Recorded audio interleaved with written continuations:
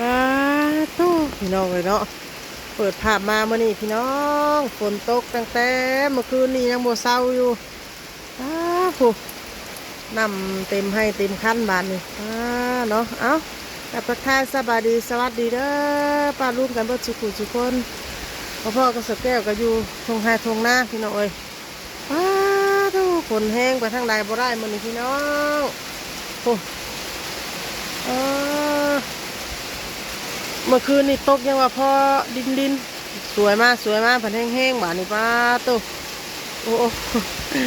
ป้าพี่น้อยฝนตกอื้อหือโอ้พี่น้องลงไปบ่ได้เนาะลงไปทงไห้ทงหน้าบ่ได้พี่น้องเอ้ยฝนตกแห้ง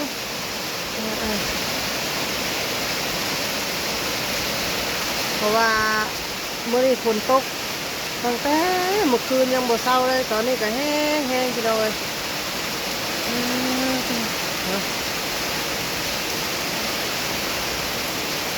ตัวแก้วลงไป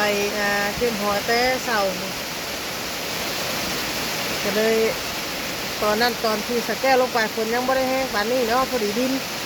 บาดนี้ฟ้าผูจากลงมาเดี๋ยวไปทางไหนก็มีแต่น้ำโอ้โหข่าวช่วยบดเลยเอา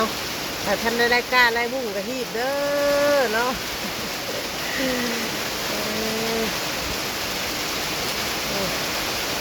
หีบเปล่าพี่น้อยมันตกมาอีกแล้วโอ้ก็มาฝนมาแห้งๆบาดนึงฝนตกบ้านคอยฝนตกแล้วตกอีกแล้วพี่น้องตกคุมือ3 มื้อเดือนติดแล้วพี่น้อยทางบ้านอื่นก็ตกคือบ้านคอยอยู่บ่เนาะฝนตกก็รับเศร้าคุมือวันนี้แห้งกลัวมูที่สุดวันนี้พี่น้องเลยที่แรกคิดว่าสิออกไปข้างนอกวันนี้แต่คือสิออกไปบ่ได้เด้อพี่น้องเลยเนาะฝนตกแห้งผูกไปทางใดบ่ได้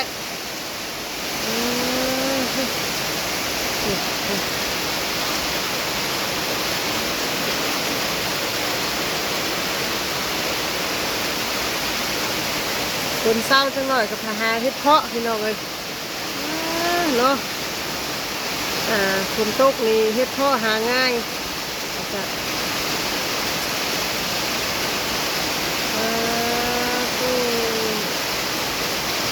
ตกคักตกแน่พี่น้องแบบว่าโมมีผ้าเหลื่อมผ้ารังเลยเห็นไหม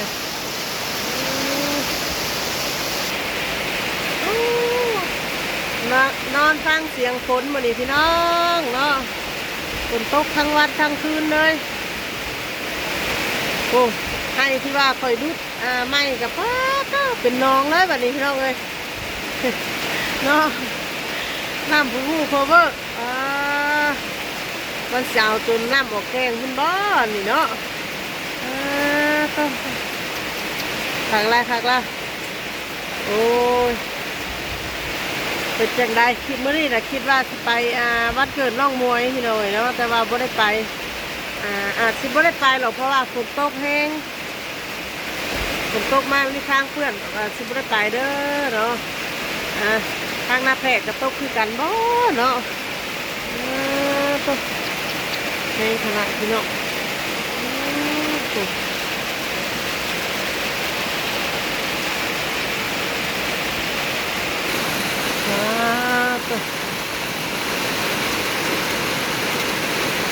ลงไปทางใดบ่ได้คือแต่เพียงพี่น้องเอ้ยเนาะ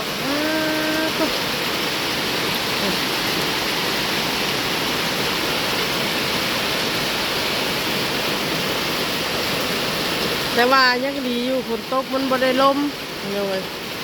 แรงวานนี่นะทั้งลมทั้งฝนแต่ว่าฝนนี่บ่แห้งบ่ได้แต่ว่าลมแห้งเมื่อวานนี่เนาะแต่ก็บ่ได้ขยะแบบตกมาตลอดนะตอนนี้ตกยังบ่เศร้ามันก็เอื้อนหน่อยนึงเนาะ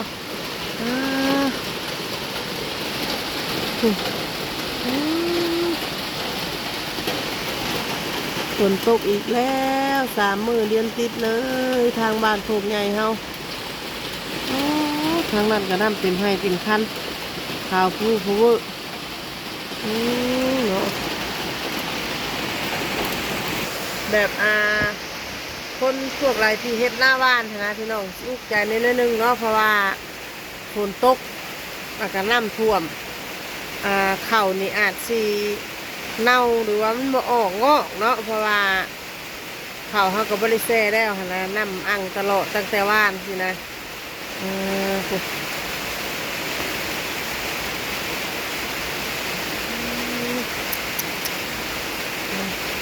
ห่วยแล้วเริ่มห่วยแล้วพี่น้อยเนาะเริ่มห่วยมาแล้ว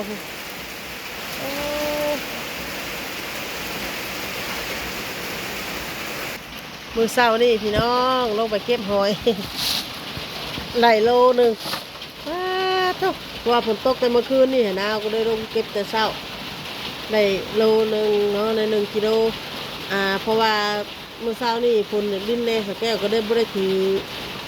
กล้องลงไปน้ำเนาะอย่ามันเปียก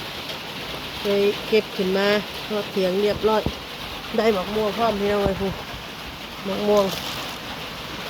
เมียนเห็ดหมกม่วงกวนเนาะพาไว้จักมือ1 2 มื้อก่อนจะเห็ดหมกม่วงกวนให้ทางแม่จอยเพิ่นเฮ็ดให้พี่น้องเลยเลยฝากแจ้งปางมาแล้วเป็นพี่น้องเลยเศร้าแล้วบ้านฝนเศร้าแล้วเนาะหญ้ากาเขียวทุ่มอยู่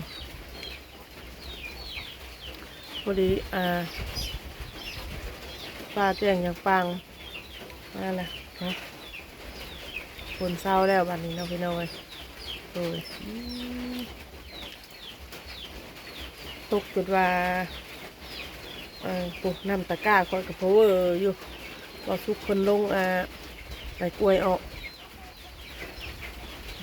เนาะแห้งดีเลยพี่น้องเมื่อคืนนี่เนาะเมื่อเช้านี่เมื่อคืนนี่แห้งแต่บ่แห้งวันใดขอโทษขออภัยพี่น้องรอปิดเนาะเมื่อกี้นี่แห้งจากเมื่อคืนนี่วัดก็แห้งเป็นบางบดนะแต่ว่ามันตกบดคืนเนาะ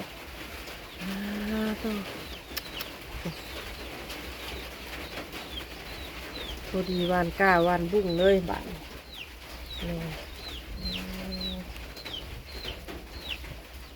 พอดีบ่ได้ดูน้ำในตะกร้าตะบุ้งค่ะเนาะฝนตกมาให้พอดีเลยมีน้ำคู่ให้คู่คันคนหาเก็บหอยอยู่ทุ่งนากาบ่แม่นง่ายสิส่วนกันอยู่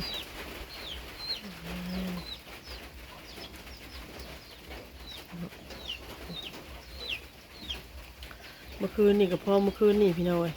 คืนนี่กับป้าต่อไฟโคมพ้นแถววันคงละป้าสุดดุอยู่แต่โมโหว่าได้หรือบ่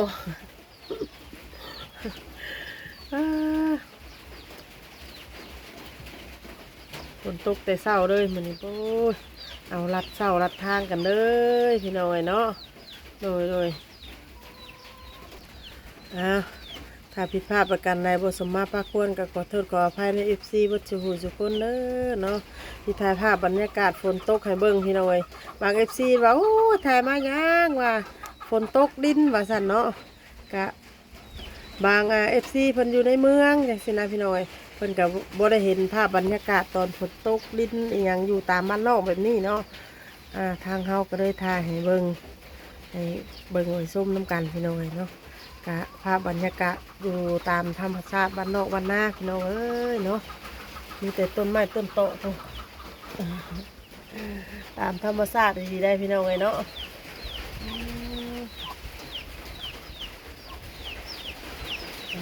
พี่น้องเลย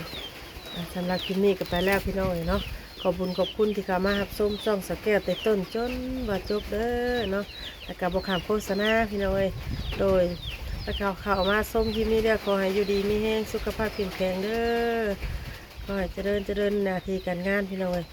สำหรับคลิปนี้ไปแล้วอยู่ดีไม่แห้งบุญกุศลคนก็กล่าวคำว่าสบายดีสบายดี